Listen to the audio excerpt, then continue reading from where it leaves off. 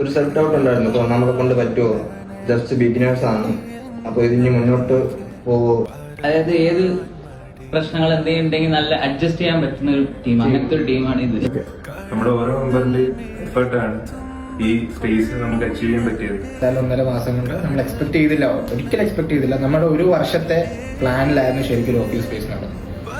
അപ്പോൾ ഈ 1.5 മാസം ഓഫീസ് സ്പേസിലോട്ട് മാറി എന്നുള്ളത് ശരിക്കും ഒരു ചലഞ്ചാണ്. നമുക്ക് എല്ലാവർക്കും പ്രൗഡായിട്ട് ഇരിക്കാൻ പറ്റുന്ന ഒരു ശരിക്കും മൊമെന്റാണ്.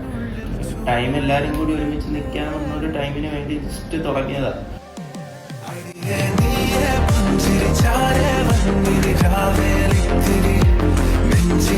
ശ്വാസങ്ങൾ